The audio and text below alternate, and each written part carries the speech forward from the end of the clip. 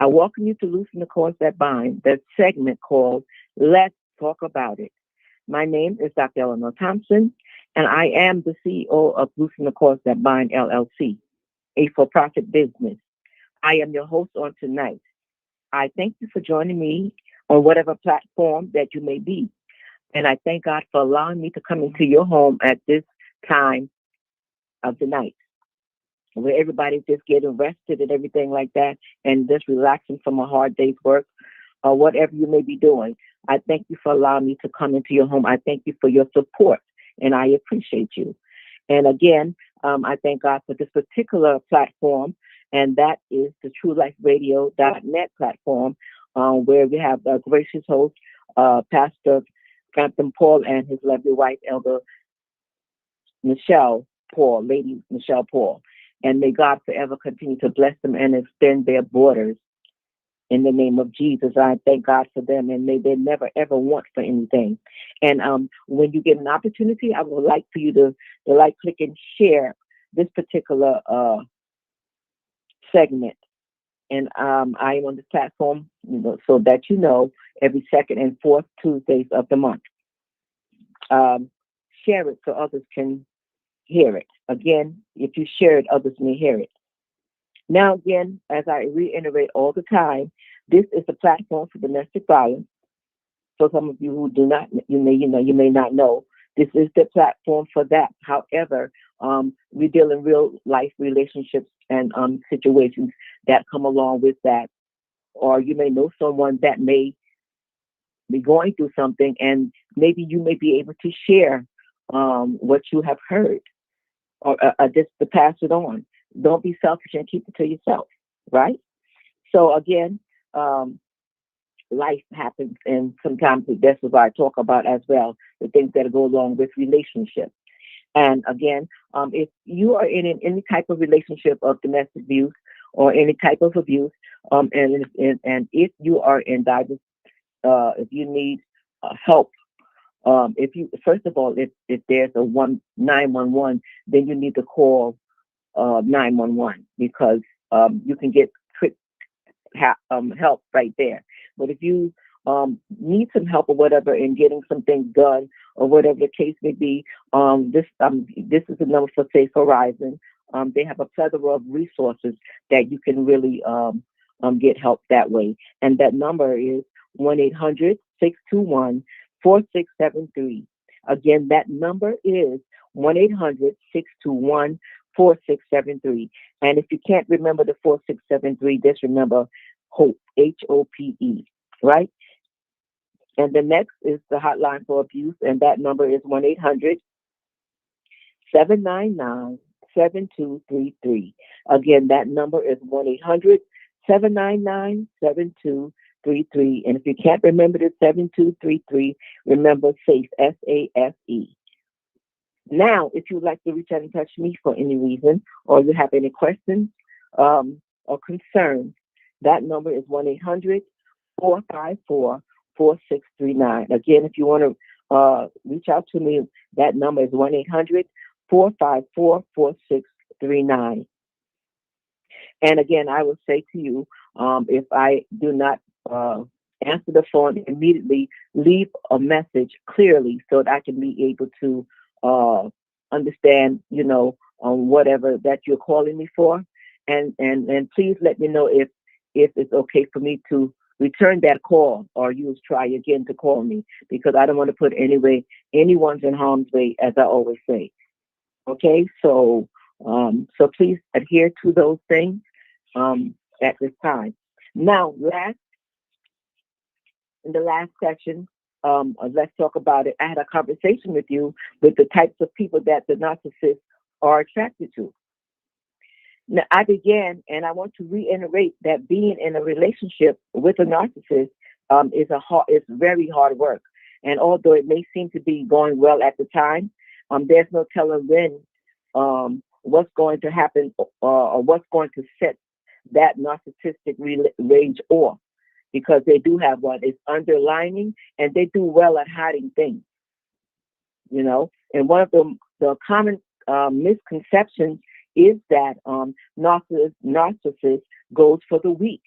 But in fact, it's just the opposite. They prefer uh, those of someone who is strong-willed, who has talents or characteristics. They may, like I said, they may they admire. In that way, they feel more accomplished if they succeed in tearing them down.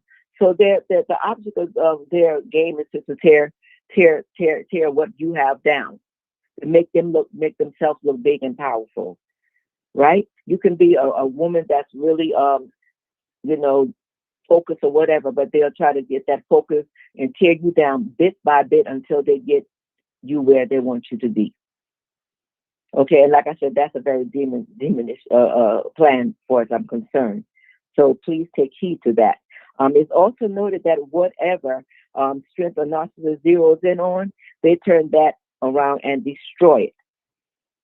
And then I also had a conversation with you and talked to you about the other target of the narcissist, of those that are, who those that may have strong family ties, and those who are also successful in their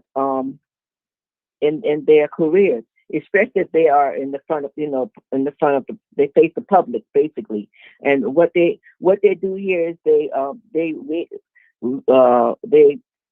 come in on that, and they show off their partners in public, but abuse them behind the scenes.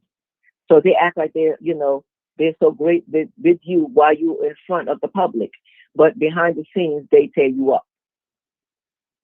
So why do you need someone like that in the first beginning? Let's not be so so eager and things of that nature. But let's just be, women and men, let's be more careful of who we are choosing, or who chooses us at the ending of the day. Okay. They also target those who are conscious of their appearance, and that means that they're not looking for somebody who got some head bags on their head and doing all, got these big whatever gulapi earrings. I'm not having, if that's what you wear, then that's you, but certain things for certain times and seasons. But they're looking for those who appearances are good. They're in good shape and all of that. So in this instance, what happens also, and those of the religious faith, so there was going to be a challenge with that. So what happens is that the narcissist get the person to do the things that goes against their faith or the principles that they're used to, and or somehow they begin to break them down until they just give up and say whatever. It could be something thing that the person don't drink, and the narcissist was like, "Come on, a little wine is good for good for the stomach sake or whatever." They even quote you some scriptures, but within yourself, this is what you don't do, and do not be deceived in doing it. You guys, sometimes women have to stick to their guns no matter what. Do not compromise your faith for anything or anyone, especially if that's what you believe in. Now, and lastly, I will say to you that narcissists feel that they have power over their partners. And that when they feel like they have the powers over their partner, then they look at that relationship as being a successful relationship, because again, they ruling it, right? And to them, it's more than just entertainment, but it's sometimes and control, to be able to take someone who had this really great life and be a part of watching them fall. And I think that's the journey. This is the journey. What makes it diabolical, and that's why they enjoy doing it, because they love to see people fall. They love to crush people's life. They like to see it crumble. So anybody who wants to see, you doing bad, from the actions that they did, they're really not worth being in your presence at all, or even having a conversation with you, right? So then afterward, then I also talk to you also about gaslighting and manipulation, right? This is where they are deceitful and charming. They charm to manipulate. That's what they do, and they also like, even also with gaslighting, they make you really question yourself. question of sanity. Like, is this really happening? Did I really say that? That, like I stated before, in the last session, if you are a person and you know that you are being gaslighted and you cannot prove it, what you need to do is to start journaling things that happen, date and time, journal everything that happened. So, if you have to go to court, you can have a record. And you also tell people about it as well. Like you have a relative or close friend, let them know what's going on. But also keep a journal, so that can be, grounds for a witness for you, because they will make it seem that you don't know what you are talking about. You are going crazy. You're losing your mind, right? And I dealt with the lying and things, the pathological lying, that they are the best liars for sure, right? Now, today, I'm going to continue dealing with the signs of the narcissistic abuser. And the next is that they use lies to maintain their power in the relationship. They aggrandize, which means it cause something to seem to be greater or bigger, and their actions are their traits, right? And to gain more admiration or fondness. And also, again, they like external validation. You have to always do that. And they look for this to their action to avoid shame, basically. At the ending of the day, it's still all about them. And they even lie to themselves to protect their fragile egos. It's not that they're so great and they really think they're so big and bad, but behind the scenes, they're like little whimpering puppies. But that's the way I'm describing them to be, right? But they're very they're diabolical in every sense of the matter, and is not to be taken lightly. Okay, now while this behavior can be constituted as a narcissistic abuser, they're even also they are motivated to hurt and to degrade people, and that the abusers, their primary focus is on themselves and their desperate, outrageous need to avoid engaging with their own painful emotions.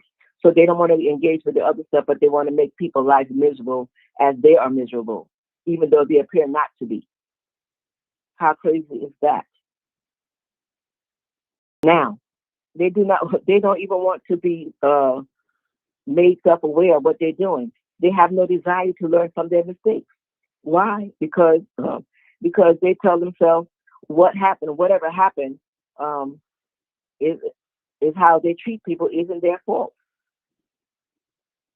Now, and when we add gaslighting to that, to the lies, it's a recipe for self-blaming or blame shifting, I would say, which is crazy. Now, as we look at this again, we look at another light as, again, continuing the signs. That's what I'm doing. Continue the signs of the abusive narcissist. Now, another thing that they do is withholding. It's called the withholding and neglect. Now, narcissists withhold love and affection for even money and sex and communication to get what they want. And since they're so focused on their own feelings and needs, they're neglectful, they're careless, they're inattentive of others. However, unfortunately, this neglect, I would say, is especially common for children with the narcissistic parents, and whose emotional neglect can really actually create cycles of the narcissistic behavior. And why? I'm so glad that you asked that question. If their emotional needs were not met as a child, they might grow up to become narcissists who only focus, again, on their own needs, which makes them, again, selfish. And you see a lot of people that are just selfish. They only care about themselves, their own, nothing or no one else. If their needs are not met, they don't care about anyone else. Now, a person could potentially develop narcissistic traits if they are raised within a narcissistic family system where a parent or a caregiver is highly critical or controlling. Because, you really have some of the controlling parents that's really kind of outrageous. Okay, and they're like I said, critical or controlling, or fails to validate, mirror, or be attuned, informed, or aware to their emotional experiences.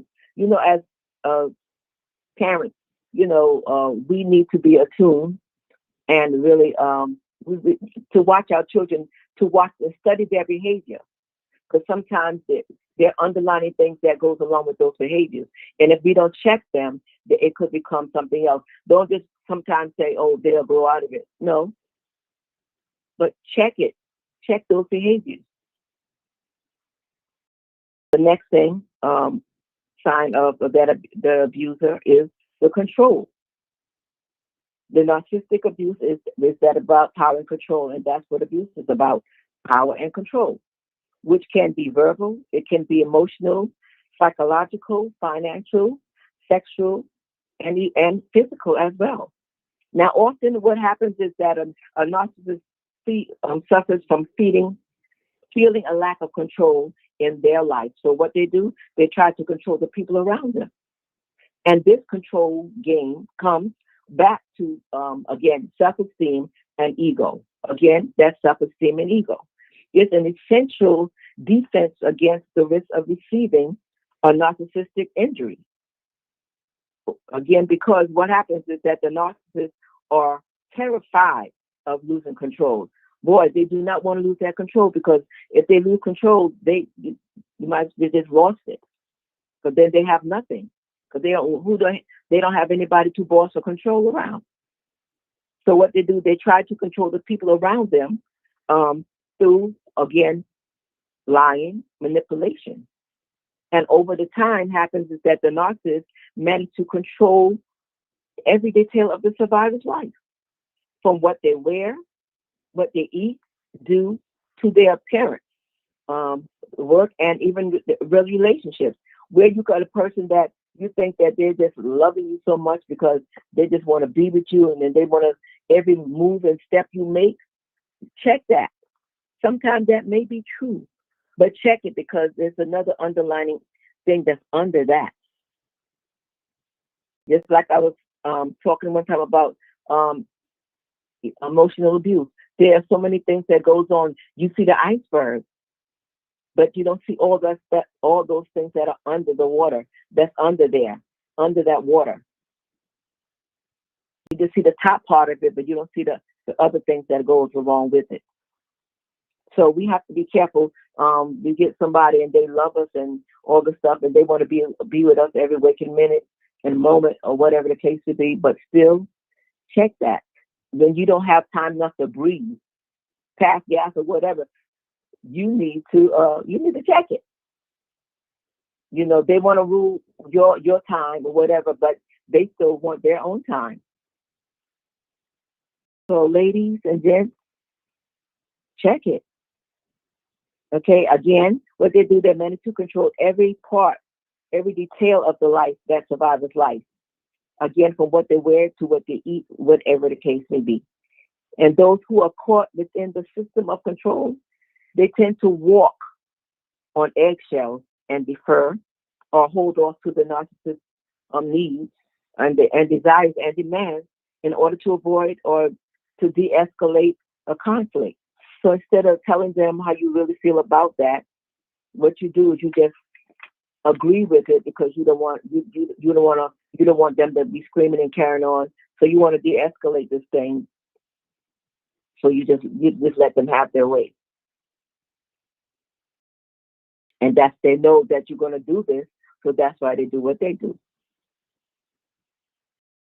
Now again, as I was reading, there's a therapist, and she stated that that relationships, like the desire for control, can easily, especially be troubling in sexual relationships. And it says that, and I would say why. It's because of the fact that sexual consent is impossible in relationships where there is such a obvious or unconcealed or blatant imbalance of power and control. When you have to go along to get along with everything someone says in order to make your relationship to work, or to avoid the escalation of an abuse, this dynamic alone, um, active, and it's changing, is influential, force of all, and it's also is coercive, which is bullying at the same time, and that control, which is along with bullying, is the force and the violence that comes along with it, and it doesn't make anything magical to disappear in the bedroom. It doesn't disappear in the bedroom. So all that stuff that goes on, all that bullying and stuff still goes on with the sex and everything else, which is crazy, because who wants to bother with that? Give me a Snicker and let me watch TV. I'd rather. No, thank you, sir. No, thank you, ma'am. When you have to do all those things, when you have to be harassed and things of that nature, then they want to have sex with you. No, I never got the gist of that. I'll just be there as a frog on a log somewhere, but don't expect me to compensate you, because that's not going to happen. Not today, right? Now, let me move from there. There is something that goes along with these signs, and that's called love bombing. I don't know. You may have heard about love bombing, and if you didn't, Bill, let me tell you. Let's talk about that. Love bombing is an attempt to influence a person by demonstrations of attention and affection. What happens is it can be used in different ways and for either positive or negative purposes. Now, the psychologist states that to identify love bombing as a possible part of a cycle of abuse, and have warned against it. Now, they say, like, this comes with warnings and red flags, of course, in which everyone should be aware of. So let me enlighten you. Firstly, people are not always what they appear to be, and we know that, right? And sometimes there are ulterior motives which lurk, hide, conceal, or they stay hidden beneath the surface. My husband was good at that. You look at him, he looked like a little angel sometimes. But those horns, the boys, they ready to pop out at any moment. And like I said, the neighborhood thinks he was a great man, but his household said something totally different. Not saying that every time he was bad, but when he was bad, he was bad. And it was more bad than good after a while. So they may appear to be an angel of light, but check it out. Like my late pastor said before, Pastor Johnny's Boyd, apostle, you don't want to know how somebody reacts, make them mad, and you see the real person come out. No matter how nice they try to be and all the smiles and the teeth you may see, make them mad, and you see the real person. You say, "Oh, okay, I see you. I got you. I see you now." So that spirit hides, but you got to, then we have to ask God to give us, eyes beyond what we see. Give us sight beyond what we see, because what we see is just a mirage, I would say. But that thing that's behind that, that's what you got to look at. Lord, don't let me see the person. Let me see behind that. Let me see that spirit behind that right there. That's what we have to ask God to do, right? Because it conceals itself very well. Okay, being vigilant, I would say, and informed will not only help you recognize red flags, but but also aware of love bombs, so that you may be able to protect yourself. Now, this doesn't mean that every partner or potential suitor will pose danger to you, but certain ones may. But just to be on the safe side, I'm giving you these things so that you can become more aware. of these things, that because they do happen. Don't think just because we're in church it doesn't happen. These Negroes come to church looking for women because they say church women are good women. So they come purposely because they have an agenda. They have an agenda. And if they see that you're thirsty, yeah, they're going to give you water to drink. Absolutely. Here, take a glass. So now, if you find yourself on the receiving end of the love bomb, I would say, this is a major red flag to sever, detach, disconnect, dissect ties with the individual on the giving end. When you know this stuff, don't hesitate. Don't say, "Oh God, I'm gonna pray to God, and God's gonna change this person." Now, if you've been in a relationship a while or whatever, you can see if things change. You say, "Okay, babe, this is not working." If things don't change, then we have to kiss and say goodbye, right? Or forget the kiss, just say goodbye, because kissing sometimes can get you in trouble. So just say goodbye, right? So again, love bombing happens when an individual is subjected to an excessive amount of grand gestures, signs of affection, and various acts which are supposed to convey appreciation and gratitude. Now, when somebody do this, of course, who doesn't want um, um, to be spoken nicely to, or saying nice little things that you would love to hear that tantalizes you? But this seems so romantic and flattering in the initial stages. It does to the receiver, and they may feel very special. But after all of that, what could possibly be wrong with being showered with tokens of love and affection? A lot. I'm glad you wanted to ask, but you did not. But the ultimate problem is this lies within the hidden ulterior motives. It seems sweet until the person begins to participate in the mental manipulation and attempted manipulation, right? Which they dominate and take control. They bogart you, of course, of your time and energy. And unlike genuine, love that displays of affection, this occurs purely for the purpose of distracting you from character flaws, especially establishing a toxic dynamic in the relationship again, and ultimately maintaining control over your life. In many regards, it's also called a sort of grooming.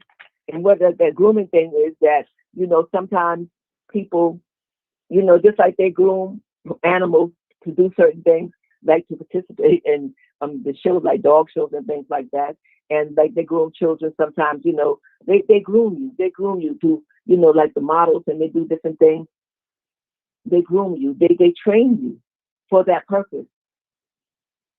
They train you for that particular purpose. So don't allow yourself to be groomed by a narcissist in any kind of way, shape, or form.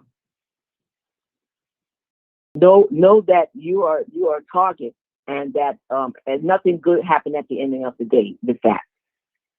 Nothing good happens at the end of the day with that. Sometimes you have to move on.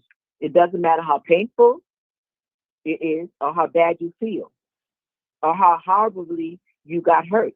But the thing is, then you just have to move on, because life move on. Time doesn't wait. So because the more time you sit in that relationship, the more toxic it becomes, and your life is in danger. Or you just it just might say you just might as well cover your own self in dirt at the end of the day. Oh, my time is up. I have to go. God bless you. I thank you for tuning in on tonight. Come back again next time. Let's have a conversation, and we will continue this. And the next time, I believe we will talk about some putting this in the biblical perspective of what a narcissist is. Right? Amen. God bless you. on tonight. Have a wonderful and an awesome night. Take care. Goodbye.